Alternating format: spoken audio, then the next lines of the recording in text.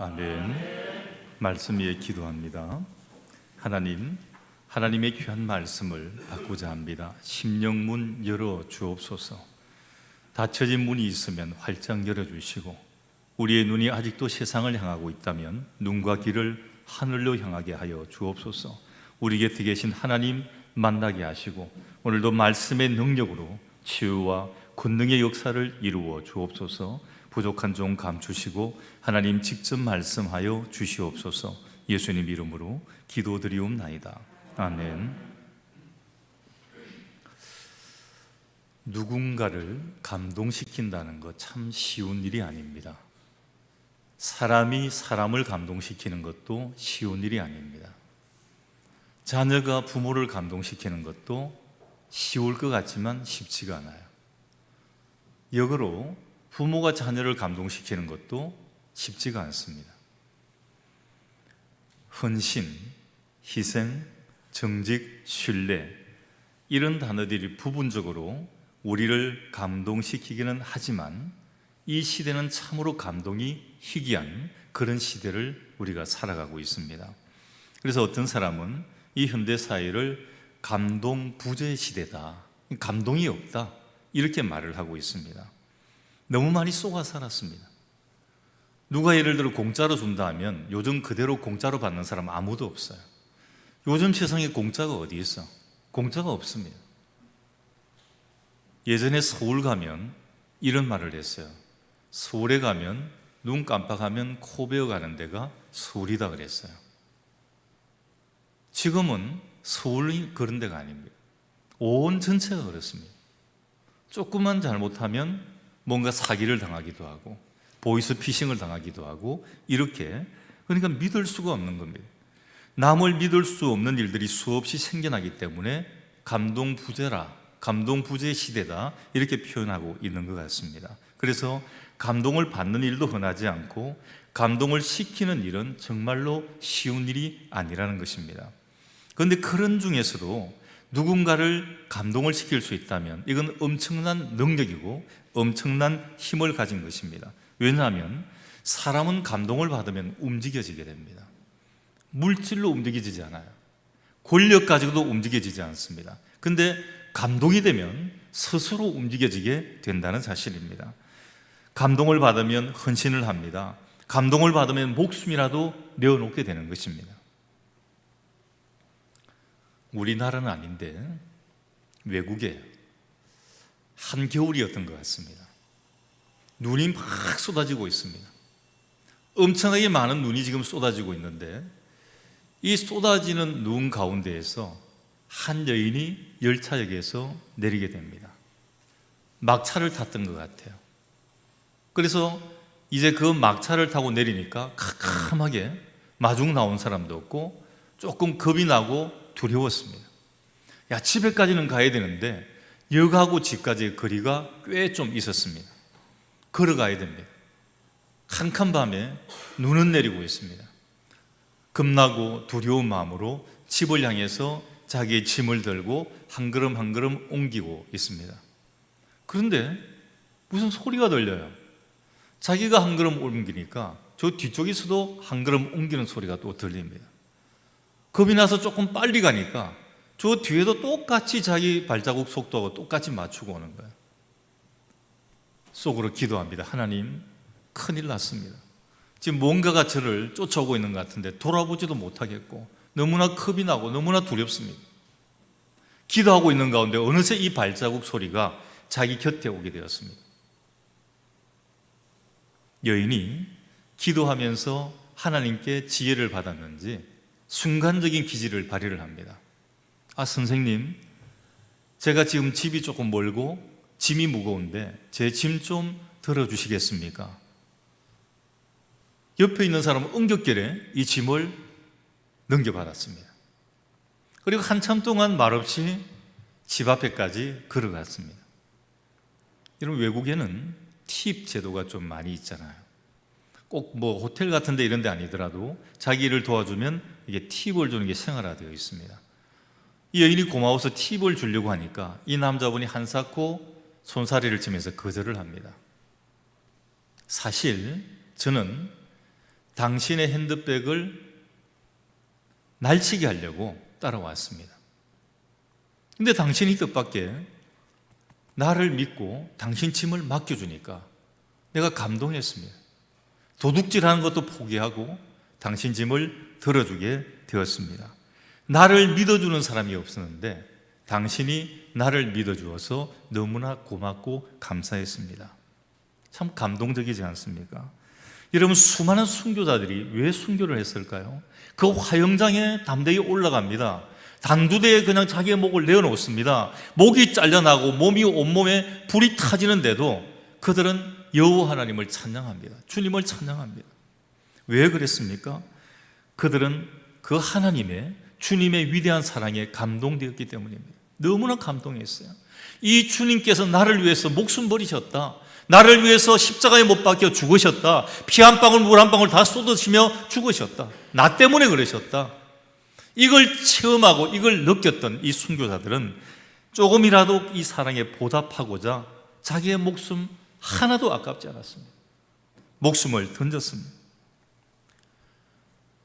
신약 성경에 나오는 이 마리아가 왜 그 비싼 옥합 향유를 예수님께 바쳤을까요?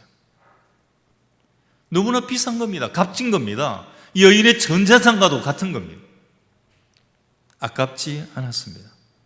그 주님의 위대한 사랑에 감동되었기 때문입니다. 주님의 사랑을 생각하면 모든 것을 다 드려도 아깝지 않다는 생각에 자기가 가지고 있는 재산 목록 1번인 옥합 향유를 그 주님께 바치는 것입니다. 여러분, 이처럼 사람을 감동시키는 일도 중요합니다. 그런데 더 중요한 일이 있다면 하나님을 감동시키는 일입니다. 하나님이 우리의 삶, 우리의 헌신, 우리의 충성에 감동하신다면 얼마나 신나는 일들이 벌어지겠습니까? 여러분, 한번 상상해 보십시오. 하나님이 나에게 감동받으셨다. 오늘 내가 드리는 이 예배에, 나의 기도에, 나의 찬양에, 나의 헌신에 감동을 받으셨다 하면 그 뒤에 일어나는 것은 여러분 한번 상상해 보십시오.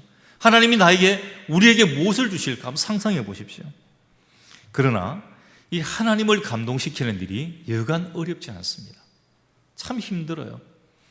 사람을 감동시키는 것도 어려운데 하나님을 감동시키는 건 더 어려워요.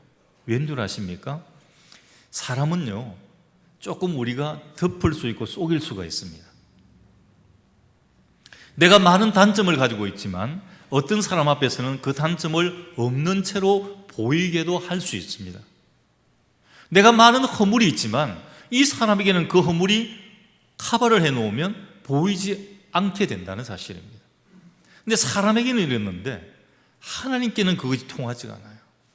하나님은요, 내가 안고 일었음을 아신다 그랬어요. 내 머리카락 하나까지도 해신다고 그랬습니다. 내가 마음에 어떤 생각을 품고 내가 어떤 마음의 생각을 가지고 있는가도 아신다고 했습니다. 그러니까 간음하지 않아도 마음속에 음욕을 품고 있어도 이미 간음하였느니라고 말씀하는 겁니다. 여러분, 두렵지 않습니까? 우리 마음의 생각을 사람들은 모릅니다. 근데 하나님은 아시는 거예요. 그래서 하나님을 감동시키기가 참 어렵다는 것입니다. 우리 마음을 아시는데 내가 무엇을 감출 수가 있습니까? 내가 무엇을 덮을 수가 있습니까? 그런데 그런 중에도 하나님을 감동시킬 수 있는 도구를 하나님께서는 우리들에게 허락을 하셨습니다. 영과 진리로 드리는 오늘 여러분들이 드리는 이 예배, 정말 여러분 거룩하게 드리셔야 됩니다. 1시간 의무방어전으로 벤치 우머 그냥 자리만 데우는 이런 사람으로 끝나서는 안 됩니다. 이 1시간 하나님 만나셔야 됩니다. 말씀 가운데 은혜와 능력 받고 문제가 해결함을 받으셔야 됩니다. 예배에는 그런 능력이 있어요. 영과 진리로 드리는 예배가 있습니다. 여러분들이 드리는 찬양이 있습니다. 그냥 노래하고 다릅니다. 요즘 노래 얼마나 여러분들 좋아합니까? 요즘은 노래 못하는 사람이 없잖아요. 잘 부르는 사람은 없어도 노래 못 부르는 사람은 없습니다. 전부 노래 좋아합니다. 요거 어떤 가수가 좋대, 어떤 가수가 좋대 막 난립니다. 그 노래가 아니라 우리는 하나님께 찬양을 드리는 것입니다. 정말 하나님의 성고를 높이 찬양합니다. 곡조 있는 기도입니다. 이 찬양이 하나님의 마음을 감동시킵니다. 그리고 우리가 드리는 헌신, 이 헌신도 하나님의 마음을 감동시킵니다. 아무도 보는 사람이 없는데 교회에 와서 열심히 가장 더러운 화장실을 청소하고 가장 더러운 쓰레기통을 뒤져가지고 분리수거를 하고 하는 이 모든 모습들을 하나님이 보신다는 겁니다. 하나님이 기뻐하지 않으시겠습니까? 하나님이 감동받으시는 것입니다. 이런 여러 가지들도 하나님을 감동시킬 수 있는 도구들인데 이에 못지않은 도구가 하나가 있습니다. 기도입니다. 아무리 강조해도 부족함이 없는 기도입니다. 성경을 가만히 살펴보면 하나님 앞에 크게 들림받아 쓰임받은 이 사람들은 모두 공통점이 있는데 그 중에 하나가 기도하는 사람들이었다는 것입니다. 여러분, 어떤 사람이든지 보십시오. 하나님 손에 들려진 이 사람들, 하나님 손에 쓰여지는 이 일꾼들이 기도하지 않는 사람이 어디 있었습니까? 하나님 앞에 기도했습니다. 시간이 나면 무시로 기도했습니다. 새벽마다 새벽을 깨우며 하나님 앞에 기도했습니다. 그래서 하나님이 능력 주시고 그를 들어서 사용을 하시는 것입니다. 그럼 우리가 하나님을 감동시키려면 어떻게 해야 할까요? 오늘 봉독한 이 본문에 보면 유다의 3대 선왕 중에 한 사람인 히스기야 왕이 등장을 합니다. 히스기야가 오늘 읽었던 이 본문과 같이 하나님을 감동시키는 기도를 이제 하고 있습니다. 이 히스기야를 통해서 하나님을 감동시키는 기도를 어찌하면 할 것인가를 우리가 살펴보고 은혜를 나누고자 합니다. 오늘 말씀의 배경은 이렇습니다. 유다 나라입니다. 참 우리나라와 너무 흡사합니다. 주변에 강대국이 둘러싸가지고 있어요. 조금 세력은 약화되었지만 아수르, 역사책에는 아시리아, 이 아시리아가 조금은 세력이 쇠퇴되어져 가지만 아시아라고 하는 이런 군사 강대국이 자리를 턱 잡고 있습니다. 그리고 점점점 힘을 더해오는 애굽 제국이 그 주위를 뒤덮고 있습니다. 자, 한쪽은 아수르입니다. 한쪽은 애굽입니다. 이렇게도 저렇게도 못하는 겁니다. 꼭 우리나라 상황과 꼭 같습니다. 여기도 눈치 보아야 되고 저기도 눈치 보아야 됩니다. 설상가상으로 나라 안에도 파가 나뉘어졌습니다. 친아수르파, 친애굽파가 나누어진 것입니다. 나는 애굽을 따라가는 게 좋아. 나는 아수르를 따라가는 게 좋아. 우리나라는 힘이 없으니까 어느 편이라도 붙어야 돼. 양쪽 진영이 싸우고 있습니다. 이 와중에 아수르 왕 산헤립이 유대 나라를 침공을 해 오게 됩니다. 이제 예루살렘 성을 둘러싸고는 그 군대 대장인 랍사게가 히스기야 왕을 협박을 하고 이스라엘을 협박을 합니다. 유다 나라를 협박을 합니다. 하나님을 막 욕을 합니다. 그러자 히스기야 왕은 그들이 보낸 이 협박문을 그대로 들고 다른 데 가지 않습니다. 군대를 모으고 무기를 모으고 이웃 나라에 도움을 청하고 아무것도 하지 않습니다. 이 협박문을 들고 한 곳으로 나아갑니다. 하나님의 성전이었습니다.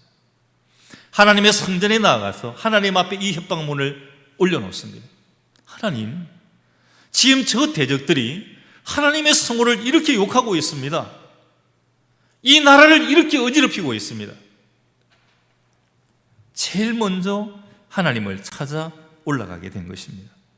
하나님 전에 올라가서 기도를 합니다. 그러니까 하나님의 마음이 움직이는 것입니다. 아수르 왕의 교만한 자세가 있고 하나님을 모독하는 행위가 있기도 했지만 더 중요한 것은 히스기야의 기도의 자세가 하나님의 마음을 움직였다는 것입니다. 어떻게 했기에 하나님이 감동을 받으셨을까? 첫 번째, 성전에 올라가서 하나님께 타는 기도를 드렸습니다. 우리 성도들도 문제가 생기면 이쪽 저쪽 헤매는 분들이 있습니다.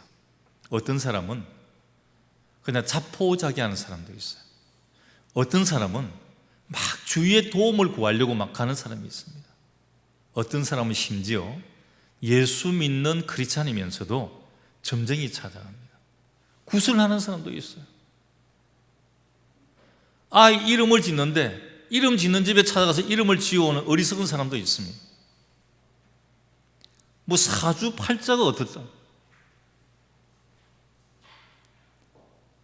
심지어는 하관을 하는데 지간이 와가지고 방향을 보고 앉아있습니다. 기가 막힙니다. 제가 하관 예배를 드리지 않았습니다. 이렇게 할 것 같으면 예배 필요 없다고 그랬습니다. 그게 무슨 방향이 있고 무슨 자리가 있느냐는 거예요. 이렇게 어리석은 사람들입니다. 심지어 기독교회식으로 장례를 치르면서 노잣돈을 잡아 넣습니다.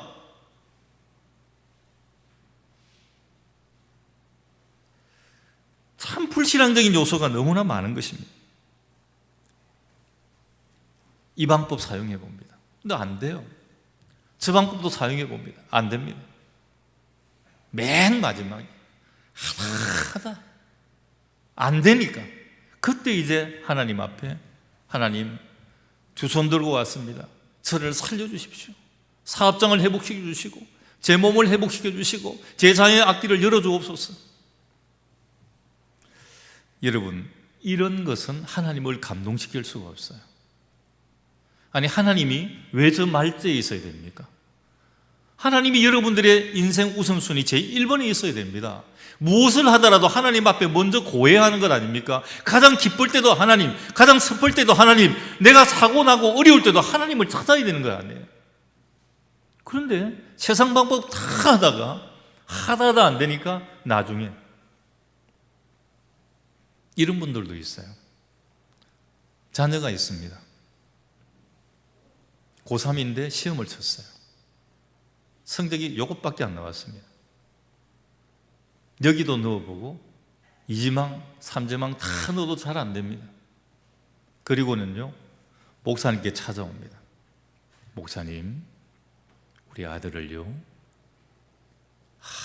제가 기도하면서 목사시키기로 했습니다. 신학교 원서 도장 좀 찍어주십시오. 여러분, 이거 하나님 기뻐할까요? 하다 1지망도 안 되고 2지망도 안 되고 3지망도 안 되고 다 안 되는 거. 신학교는 쉬운 줄 알아요. 제대로 된 신학교는 쉽지 않습니다. 신학시킨다는 겁니다.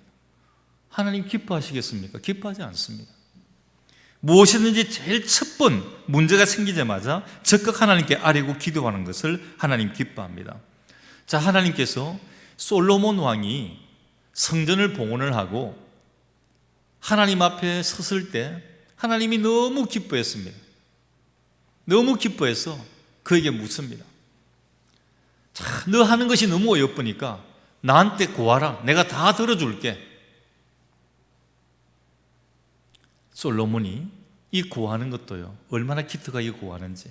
하나님, 제가 어린아이와 같사오니 이 백성들을 다스릴 지혜를 주옵소서. 하나님이 너무도 기특한 거예요. 아니, 보통 세상 사람들은 군사력을 달라, 권력을 달라, 무엇을 달라 이렇게 이야기를 할 것인데 지금 이 솔로몬은 지혜를 달라는 겁니다. 이 백성들을 다스릴 수 있는 지혜를 달라는 것입니다. 하나님이 너무 기뻐하셨어. 지혜는 물론 주고 부귀영화까지도 아무도 누리지 못할 정도로 그에게 부어주신 것을 보게 됩니다.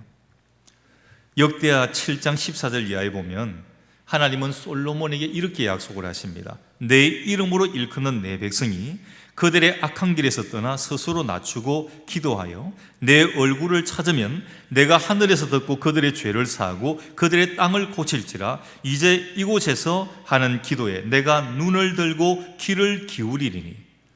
자, 여러분 보십시오. 지금 솔로몬에게 하는 이야기지만 약속을 했지만 오늘 우리에게 주시는 약속입니다. 자, 악한 길에서 떠나서 너희들이 악한 길에서 떠나서 스스로 낮추어서 기도를 하면 내 얼굴을 찾으면 내가 하늘에서 듣는다고 그랬습니다. 그리고 죄를 사하고 땅을 고치고 너희의 기도에 내가 눈을 들고 귀를 기울이신다. 이렇게 말씀을 하고 있습니다. 오늘 히스기야 왕은 이 언약의 약속을 붙들고 성전에 올라가서 그들이 보낸 협박 편지를 펼쳐놓고 하나님께 간구를 드린 것입니다. 사랑하는 성도 여러분, 오늘 우리도 우리의 문제를 가지고 하나님 전에 올라와서 기도하는 자세를 귀하게 여겨야 할 것입니다. 기도가 뭐 필요해서 아니에요. 여러분, 기도하면 이루어지는 것입니다. 내 마음대로 한다고 이루어지는 게 아닙니다. 하나님 오케이 사인이 떨어져야죠. 내가 어떤 일을 할 때도, 내가 무엇을 계획할 때도 하나님 오케이 사인을 받으려면 기도할 수밖에 없습니다. 기도해야 하나님이 오케이 하는지 노 하는지 답을 받을 수 있지 않습니까? 하나님은 이런 자세를 보시고 감동하시고 응답을 해주십니다. 우리는 그러면 어디서 기도해야 됩니까? 첫 번째는 예수님 안에서 기도해야 됩니다. 예수님은 우리의 성전입니다. 왜 예수님 안에서 기도해야 합니까? 예수님의 공로로 우리의 허물과 죄를 다 씻어주셨습니다. 그 피의 값으로 우리가 산 것입니다. 구원받은 것입니다. 결국 주님의 이름으로 기도하면 하나님은 우리의 허물과 죄를 사하시고 응답하시는 것입니다. 두 번째는 교회에서 기도해야 합니다. 교회는 주님의 몸이요 성전입니다. 그래서 하나님은 성도들의 이런 기도를 받으실 뿐 아니라 감동을 받으시고 응답을 하시는 것입니다. 예수님도 말씀하셨어요. 이곳은 만민이 기도하는 집이다 그랬습니다. 여러분, 교회는 어떤 집이라 그랬어요? 떠들고 세상 정보 나누고 막 교제하는 이것이 아니에요. 교회는 기도하는 집입니다. 그래서 교회에 제일 먼저 오면 여러분 제일 먼저 하는 게 무엇입니까? 기도하는 겁니다. 제일 먼저 기도하는 것입니다. 그리고 수시로 무시로 와서 기도하는 것입니다. 성도가 하루에 한 번 교회에 들러 기도하는 모습을 보면 거룩하고 아름다워 보입니다. 목사인 저도 그랬는데요. 어떤 분은요, 지팡이를 짚고 교회를 오십니다. 거리가 꽤 멀어요. 그 먼 길을 지팡이 짚고 땀을 뻘뻘 흘리며 걸어오셔가지고 하나님 전에 와서 기도합니다. 그리고 또 돌아가시는 거예요. 저도 감동되는데 하나님 감동되지 않으시겠습니까? 일을 합니다. 참 몸이 피곤합니다. 잠자는 시간도 부족해요. 그런데도 내가 하루를 여는 열쇠인 새벽, 이 새벽에 내가 꼭 하나님을 만나야 되겠다 하고 새벽 기도에 나오는 성도들이 있습니다. 저도 감동이 됩니다. 어떤 분은요, 제천에서 와요. 제천에서. 저는 처음에 놀랐습니다. 물론 거리가 수십 킬로 되는 것은 아닙니다. 그렇지만 여러분 생각해 보십시오. 그냥 눈을 떠서 옷 입고 걸어오는 거하고 차를 타고 나와서 또 차를 타고 가는 것하고는 비교가 되지가 않습니다. 한 번도 빠지지 않습니다. 불편한 몸을 이끌고도 항상 빠지지 않고 나오시는 분들이 있습니다. 이 새벽에 기도하는 이 모습이 하나님 참 기뻐하시는 것입니다. 얼마나 귀하게 보시겠습니까? 하나님은 우리에게 기도를 명하셨고 또 응답을 약속을 하셨습니다. 빌립보서 4장 6절 이하에 아무것도 염려하지 말고 다만 모든 일에 기도와 간구로 너희 구할 것을 감사함으로 하나님께 아뢰라. 그리하면 모든 지각에 뛰어난 하나님의 평강이 그리스도 예수 안에서 너희 마음과 생각을 지키시리라고 했습니다. 그래서 이 하나님의 약속을 믿고 붙잡고 기도하시기를 간절히 축원합니다. 여러분, 새벽은 정말 축복받는 시간입니다. 하루에 아무것도 내가 본 것도 없고 들은 것도 없는 이 깨끗한 이 시간에 먼저 하나님을 만나 뵈는 것입니다. 그리고 깨끗한 나의 머릿속에 무엇을 넣나 하면 하나님의 말씀을 넣는 거예요. 제일 먼저 누구와 이야기하는 하나님과 이야기를 하는 겁니다. 세상 사람 만나기 전에 먼저 하나님 앞에 이렇게 하려고 저렇게 하려고 기도하는 것입니다. 어떤 분은 이렇게 생각을 합니다. 집에서 기도하면 안 되나? 이렇게도 이야기를 합니다. 그러나 자세가 다르고 은혜가 다릅니다. 새벽 기도는 주님을 감동시키는 막강한 무기입니다. 기도하기 어렵고 힘들수록 더욱 힘써 기도하시기 바랍니다. 몸이 아플수록, 육체가 피곤할수록, 시간이 없을수록 더욱 힘써 시간 내어 기도하시면 하나님을 감동시키는 비법이 되는 것입니다. 그리고 히스기야는 하나님의 나라를 위해서 기도했습니다. 히스기야는 자신이 원하는 것을 구하지 않았습니다. 하나님, 저에게 부귀 영화를 주십시오. 저에게 장수의 복을 주십시오. 이런 거 구하지를 않았습니다. 먼저 하나님의 나라를 위해서 기도합니다. 그래서 하나님께서 감동을 받으시는 것입니다. 마태복음 6장 33절에 예수님은 우리에게 참 중요한 것을 교훈하십니다. 너희는 먼저 그의 나라와 그의 의를 구하라. 그리하면 이 모든 것을 너희에게 더하시리라. 하나님의 나라와 그 일을 구하면 다른 것 안 구해도 내가 그냥 주신다는 겁니다. 보너스로 주신다는 것입니다. 솔로몬이 하나님의 마음에 합한 기도를 드렸고 복을 받는 모습을 보았습니다. 정말 자기 욕심을 벗어버리고 지혜를 달라고 순수하게 기도한 솔로몬입니다.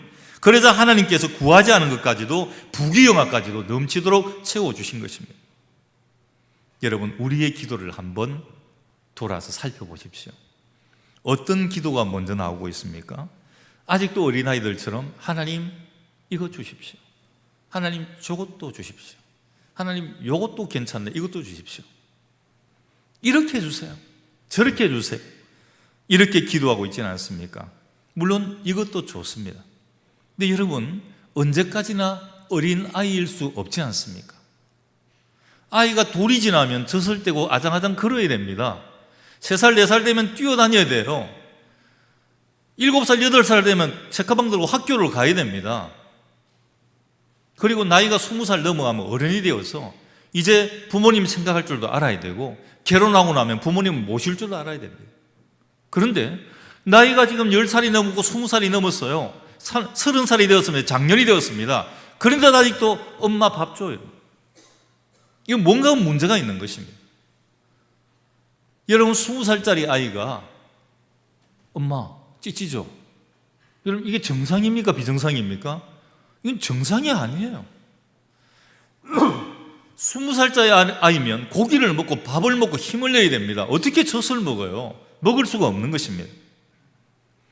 기도도 믿음 성숙에 따라 내 몸과 자세가 달라져야 됩니다. 여러분, 기도 드리는 거 어떤 방법으로 다 좋아요. 다 좋은데 이제 여러분들의 신앙의 연륜이 쌓여지고 성숙이 되어지면 기도하는 모습도 달라져야 된다는 것입니다. 내용도 달라져야 된다는 것입니다. 예수님은 어린아이 같은 우리의 기도에도 응답을 하시지만, 그러나 이제 우리의 기도가 우리의 신앙 연접보다 더 성숙해야 하나님이 깜짝 놀라실 것 아닙니까? 아, 이렇게 성장했구나. 아, 이렇게 살았구나. 언젠가 기도원에 갔다가 조금 웃기도 했고 허탈하기도 했습니다. 이제 기도를 합니다. 이거 기도원에 가면 기도하는 거 말고 딴 일이 없잖아요. 기도를 합니다. 기도를 하려고 탁 갔는데 저 뒤쪽에서 누가 기도를 하고 있는 거예요.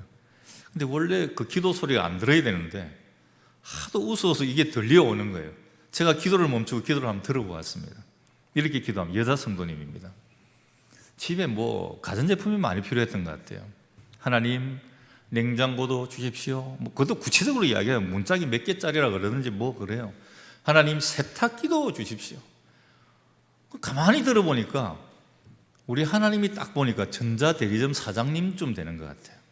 그럼 가서 이제 세탁기도 달라, 냉장고도 달라, 이렇게 기도하는 것입니다. 주여! 그러더니 여기까지 무엇이 있었습니다. 주여! 주시옵소서. 뭘 달라 그러는 거 보니까 가전제품 달라. 그쵸, 웃음이 좀 나왔습니다. 근데 그때 웃으면 또 안 되잖아요. 이 사람은 심각하게 지금 기도하고 있는데 뭔지 모르지만 혼수로 주려고 기도하는지 뭔지는 모르지만 달라고 주여 주시옵소서 이러는데 시자도 얼마나 길게 빼는지요. 주시옵소서 막 그런. 물론 우리가 필요한 것 얼마든지 구할 수 있습니다. 그리고 그것은 잘못이 아니지만 이 모습을 지켜보는 목사의 입장에는 참 편하지가 않았습니다. 기도하는 제목이 많지 않습니까? 여러분, 해외에 나가 있는 선교사를 위해서 우리가 중보기도할 수 있고, 또 목회자를 위해서 기도할 수 있지 않습니까? 나라와 민족을 위해서 기도할 수 있지 않습니까? 아직도 믿지 않는, 죽어가고 있는 이 영혼을 위해서도 중보기도할 수 있지 않습니까? 섬기는 교회가 부흥할 수 있도록 기도할 수 있지 않습니까? 나의 신앙이 성숙해지도록 기도할 수 있지 않습니까? 그런데 세탁기입니까? 냉장고입니까? 돈입니까? 아니면 질병입니까? 당장 눈앞에 놓인 문제만을 위한 기도라면 하나님은 아무런 감동을 받지 않으실 것입니다.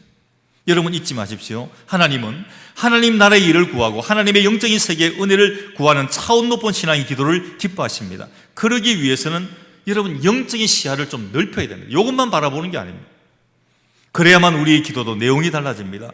꿈과 비전이 있어야 됩니다. 사명이 있어야 됩니다. 그래야 쓰임을 받게 되고 일할 기회도 하나님이 주시는 것입니다. 그래서 세계를 돌아다니며 복음을 외친 사도 바울을 하나님이 쓰신 것이고, 그를 도운 사람들을 하나님께서 복 주신 것입니다.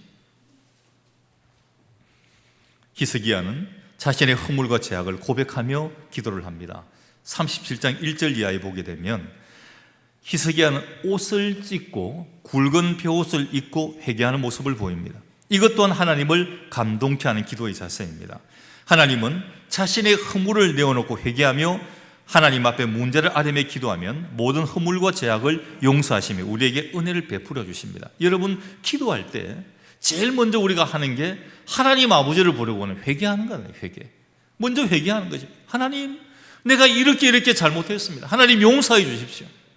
오늘 히스기야는 이 회개 기도를 옷을 찢고 굵은 베옷을 입고 하나님 앞에 처절하게 회개하며 기도했습니다. 미국의 초대 대통령이 조지 워싱턴입니다. 어릴 때 일화가 있습니다. 아버지가 이 어린 워싱턴에게 아메리칸 인디언이 쓰는 조그마한 손도끼를 하나 사주었어요. 근데 이게 참 재미납니다. 요만한 도끼인데 요걸 들고 탁 던지면 요놈이 뱅글뱅글 돌아가서 벽에 탁 꽂히는 겁니다. 여러분 서부 영화 이런 데서 많이 보셨을 거예요. 이게 되게 재미납니다. 이 아이가 요걸 들고 여기도 한번 탁 던져보고 저기도 탁 던져보았는데 아차! 어디 한번 탁 던졌는데 뭐가 탁 잘라지는 거예요. 체리나무입니다. 아버지가 가장 아끼는 체리나무. 이게 손도끼가 빙글빙글 날아가더니 탁 하고 잘라버립니다. 체리나무가 잘라져 버렸습니다. 큰일 났습니다. 어떻게 할까? 순간적인 것이 땅을 파고 묻어버리죠. 땅을 파고 묻어버렸습니다. 감쪽 같았습니다. 그런데 그 마음은 왜 그렇게 불안합니까? 아버지를 보지를 못하겠는 거예요. 며칠 동안 아버지를 피해서 빙글빙글 돌아다닙니다. 도저히 안 되어서 서재에 있는 아버지를 찾아갑니다. 아버지, 사실은 제가 이 도끼 가지고 놀다가 잘못해가지고 이 도끼가 아버지가 가장 좋아하는 이 체리나무를 탁 잘라버렸습니다. 아버지 죄송합니다. 아버지가 웃으시는 거예요.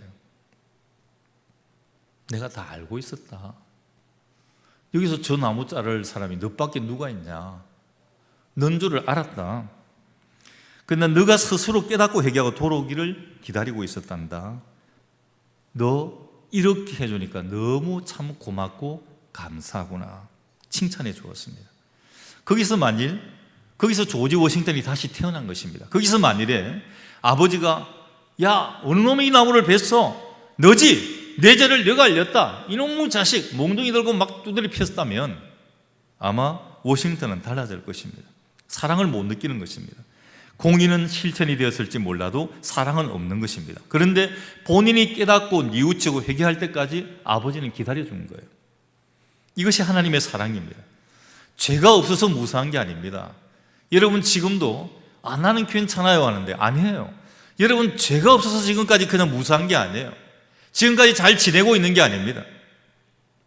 죄가 있어도 회개할 때를 기다려주시는 주님의 사랑이 있기 때문에 우리는 지금 여기까지 왔고 이 자리에 앉아 있는 것입니다.